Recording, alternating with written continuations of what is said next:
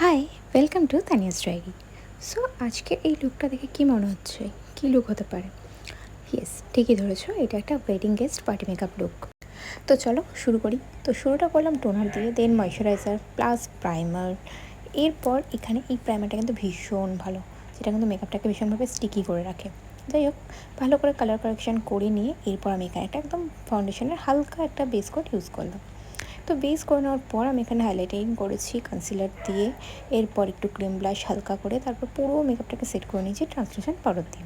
So আমার কিন্তু ট্রান্সলুশন পাউডারটা ভীষণভাবে ইম্পর্টেন্ট।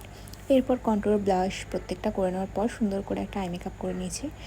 আর এই আই মেকআপটা কিন্তু ভীষণ সুন্দর লাগছিলো শুধুমাত্র এই কাজলটার জন্য। এটা আমি জুডিও থেকে নিয়েছি, এটা একটা ব্রাউন কাজল, ভীষণ ভালো।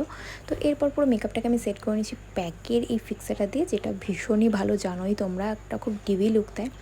এরপর আমার লুকটা কিন্তু পুরোপুরি complete. Here is my final look. দেখে বলো তোমাদের কেমন লাগলো। আর আমার এই লুকটার এই যে হেয়ার স্টাইলটা করেছি, এটার কিন্তু ভিডিও অলরেডি আমার চ্যানেলে ছাড়া আছে, তোমরা কিন্তু দেখতে ভুলো না। আর অবশ্যই দেখে জানিও যে তোমাদের কেমন লাগছে।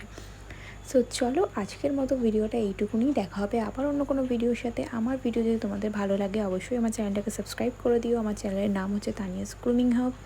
আর আমার ভিডিওতে লাইক কমেন্টস করতে ভুলো না। আর ভিডিওতে প্রচুর নয়েজ আছে, সেগুলো প্লিজ স্কিপ করে দাও, কিছু করার নেই। তো যাই হোক, আমাকে কিন্তু অবশ্যই জানিও যে তোমরা কী ধরনের ভিডিও দেখতে চাও। চলো টাটা, বাই।